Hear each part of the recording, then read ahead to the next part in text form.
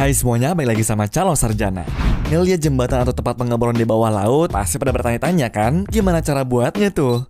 Nah, untuk kalian yang nggak tahu, ternyata kayak gini tuh guys, cara pembangunan yang masih nggak diketahui sama masyarakat. Jadi penasaran kan? Ya udah, kami persembahkan beberapa proses pembangunan yang masih nggak diketahui sama banyak orang. So, nggak usah pakai lama lagi, siapin diri kalian dan nikmatin videonya.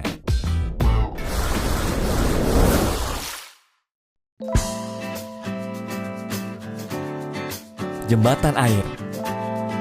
Sejak zaman dulu tuh guys, jembatan merupakan sebuah alat yang digunakan sama masyarakat untuk melintas antar daerah.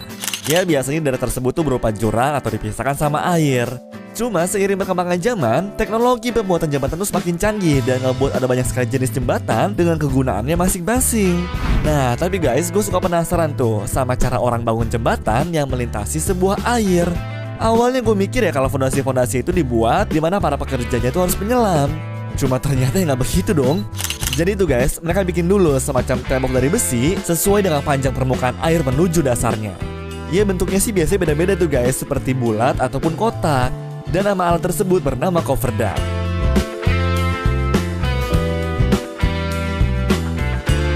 Lalu kalau udah jadi, alat tersebut tuh akan ditaruh ke dalam air lalu ditancapkan ke dasar permukaan.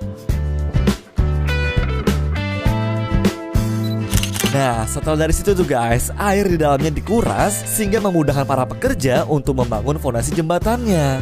So, buat yang mikir kalau para pekerjanya tuh harus nyelam-nyelam segala, ternyata salah banget ya selama ini.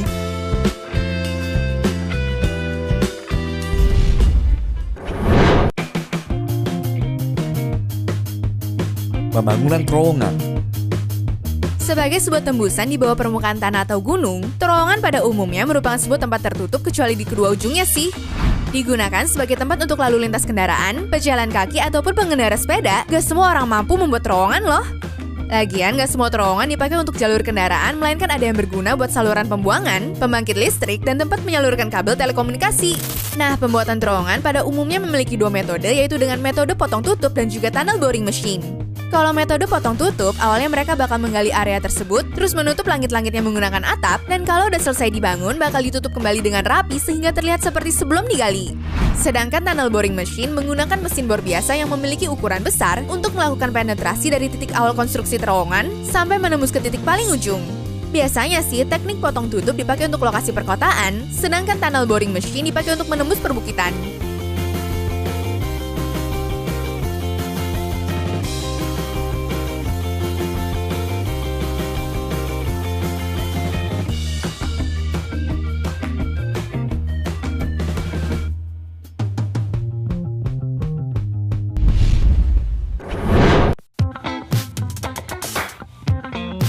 Pembangunan pulau buatan. Sebuah proses pembuatan daratan baru dari dasar laut ataupun dasar sungai seringkali disebut sebagai reklamasi daratan. Biasanya, reklamasi itu dipakai sama orang untuk meningkatkan manfaat sumber daya yang bertujuan secara ekonomi dan juga sosial. Cuma, kalian pada tahu nggak gimana cara proses pembangunan pulau buatan itu sendiri guys? Jadi pertama-tama, mereka harus mengendapkan tanah dan juga pasir yang udah ditumpuk terlebih dahulu. Setelah itu, tancapkan tiang-tiang sampai tembus ke permukaan air yang nantinya tiang tersebut tuh bakal berguna sebagai penyangga dan juga permukaan pulau. Kemudian, fondasi dari tiang dan juga tumpukan tanah tuh bakal dibuat lebih kokoh lagi dengan pengerasan semen menggunakan material dasar. Dan terakhir, pulau buatan ini bakal dilindungi dengan dilapisi baja, batu, dan juga beton di setiap sisi pulau yang digunakan sebagai penahan material reklamasi. Gimana guys? Susah banget kan ngebuat pulau buatan?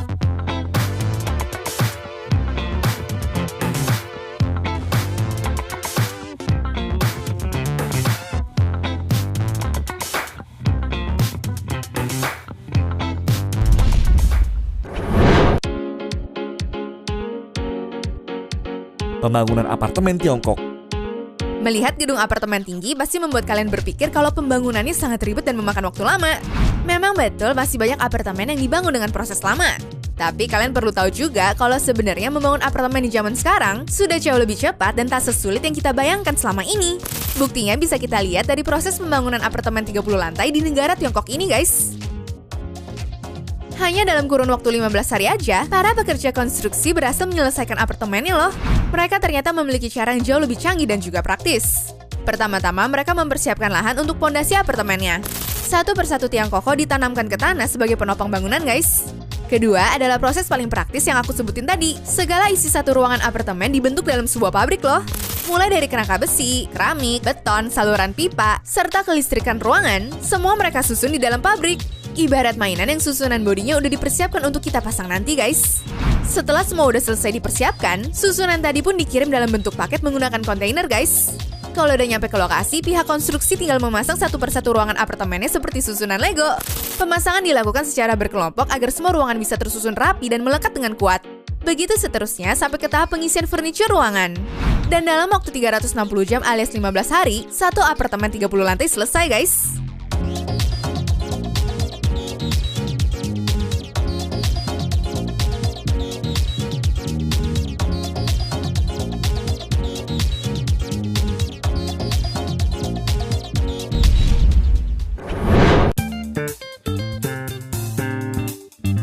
Terowongan terapung. Berencana membangun sebuah terowongan terapung pertama di dunia, ide yang datang dari pemerintah Norwegia kali ini, guys, muncul karena melihat sulitnya medan di daerah tersebut. Jadi, karena ngebangun jembatan ataupun jalan biasa itu dianggap mustahil, mereka nyiapin dana sebesar 40 miliar dolar untuk membuat jalur tersebut bebas dari ferry. Ya, walaupun disebut terapung, tapi aslinya terowongan ini tuh dibuat dengan berawalkan fondasi yang nantinya akan digunakan untuk menahan terowongan tersebut di dalam air. Ya, bisa dibilang sih, fondasi tersebut tuh bakal berperan sebagai pelampung sekaligus penyangga terowongan di bawah lautan, guys. Setelah itu, terowongan itu bakal dibuat kedap air dan baru dipasangkan pada penyangga yang telah terapung. Kemudian kalau udah, air yang masuk dalam terowongan bakal dikuras sampai habis. Ya, meskipun terlihat dan juga terdengar gampang, tapi gue jamin sih pembuatan terowongan kali ini tuh susah banget, guys. Cuma ya pas nanti udah beneran jadi, terowongan ini tuh bisa bermanfaat buat jutaan orang juga. Ya gak bakal sia-sia deh intinya.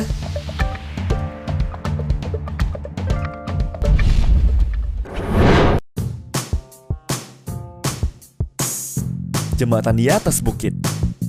Kalau sebelumnya pembangunan jembatan di air udah, sekarang aku bakal ngejelasin cara pembangunan struktur jembatan yang dibangun di atas pegunungan.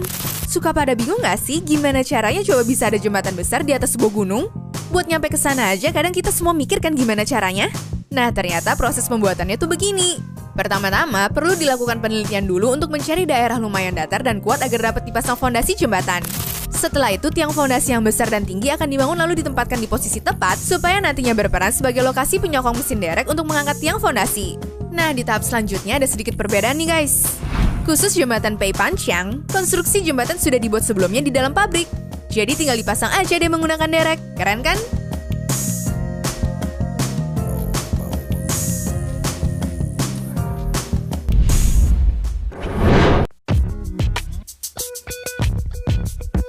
Rig minyak.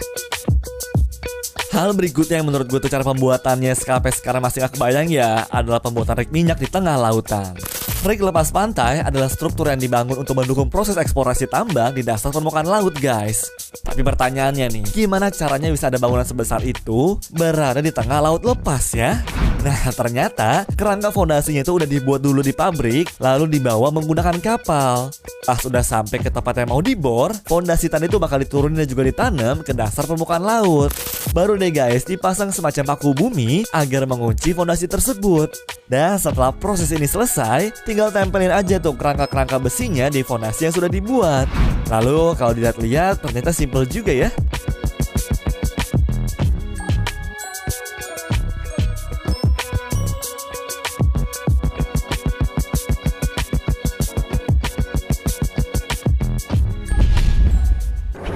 Anyways, cukup sampai di sini ya guys video hari ini. Sampai jumpa di video selanjutnya. Dah.